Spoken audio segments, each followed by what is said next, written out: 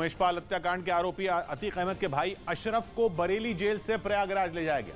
बताया गया कि इस दौरान रास्ते में एक थाने पर गाड़ी रुकने के बाद अशरफ के चेहरे की हवाइयां उड़ने लगी, क्योंकि उसे यह समझ ही नहीं आया कि आखिर पुलिस ने गाड़ी अचानक एक थाने पर क्यों रोक दी। कहा जा रहा है कि इसी वजह से वो बुरी तरह डर गया और उसके चेहरे का रंग उड़ गया। असल में अतीक के भाई अशरफ को प्रयागराज पुलिस बरेली जेल से लेकर प्रयागराज जा रही थी। अब ये बरेली से शाहजहांपुर बॉर्डर क्रॉस कर चुका है। पुलिस का ये काफिला जैसे ही लखनऊ से करीब 60 किलोमीटर दूर कमलापुर थाने पर रुका, अशरफ की सांसें रुक गईं। हालांकि काफिला पुलिस की एक गाड़ी में खराबी की वजह से थाने पर रुका था। बताया गया कि जैसे ही इस बात का पता अतीक के भाई को लगा, उसकी सांस में सांस आई। अशरफ को महेशपाल हत्याकांड में पेशी के लिए प्रयागराज ले जाया गया। उसके भाई अतीक अहमद को भी गुजरात की साबरमती जेल से प्रयागराज लाया गया।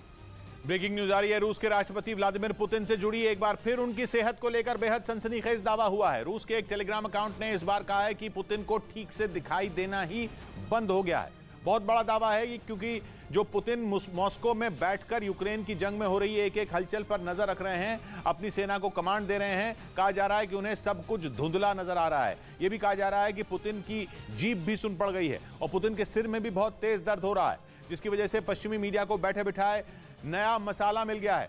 पुतिन की खराब सेहत का दावा दुनिया भर में सुर्खियां बटोर चुका है। पुतिन ने पिछले साल जब से यूक्रेन पर हमला किया है, पश्चिमी मीडिया ने उन्हें गंभीर बीमारियां होने की लंबी चौड़ी लिस्ट गिनवा दी है और इन नए दावों के बाद वो लिस्ट लंबी हो गई है। और एक बार फिर यूक्रेन में रूस के हारने की भविष्यवाणी शुरू हो गई, क्योंकि इस बार पुतिन को कोई एक बीमारी होने का दावा नहीं किया गया, बल्कि ऊपर से लेकर नीचे तक पुतिन के शरीर के हर हिस्से में बड़ी बड़ी दिक्कतें बता दी गई। पश्चिमी मीडिया जनरल एसवीआर नाम के जिस टेलीग्राम अकाउंट के हवाले से यह दावा कर रहा है, उसका कहना है कि पुतिन का सिर भयानक दर्द से फटे जा रहा है, उनकी आंखों को ठीक से दिखाई नहीं दे रहा और उनकी जीभ भी सुन पड़ गई है। लेकिन ये तो बस एक दो परेशानियां हैं। रूस के टेलीग्राम अकाउंट ने आगे ये तक लिखा कि पुतिन के दाएं हाथ और टांग में हरकत होनी भी बंद हो गई है, जिसके बाद दावा किया गया कि पुतिन के इलाज के लिए तुरंत डॉक्टरों की टीम को बुलाया गया। बताया गया कि डॉक्टरों ने पुतिन को दवाइयां दी और कुछ दिन तक जंग से दूर रहकर पूरी तरह से आराम करने को कहा। लेकिन रूस के टेलीग्राम अकाउंट ने दावा किया कि पुतिन ने आराम करने से साफ इनकार कर दिया, मगर पुतिन की खराब तबीयत के दावों ने खलबली मचा दी है। कहा जा रहा है कि जो पुतिन यूक्रेन के युद्ध पर अपनी नजरें गड़ाए बैठे हैं, उन्हें जब ठीक से नजर ही नहीं आ रहा तो वो जंग के बड़े बड़े फैसले क्या लेंगे। जब पुतिन का सिर ही दर्द कर रहा है तो वो अपनी सेना को यूक्रेन पर ड्रोन, तोप, मिसाइलें और बम गिराने का सही ऑर्डर कैसे देंगे। और जब पुतिन के हाथ और टांग ठीक से काम नहीं कर रहे तो वो रूस को युद्ध कैसे जिताएंगे। अभी फरवरी में ही एक वीडियो भी सामने आया था जिसमें पुतिन के पैर अजीब तरीके से हिलते दिखे थे।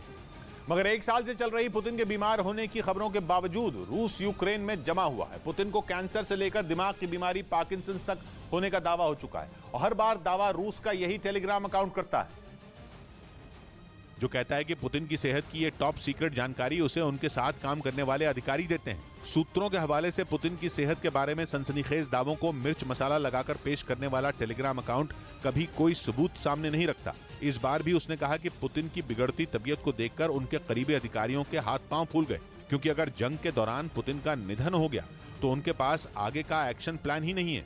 हालांकि रूस कह चुका है कि पुतिन एकदम तंदुरुस्त है। हाल ही में रूस के एक पूर्व इंटेलिजेंस ऑफिसर ने तो ये तक कहा था कि बीमार होना तो दूर, पुतिन की सेहत अपनी उम्र के लोगों से कहीं ज्यादा बेहतर है।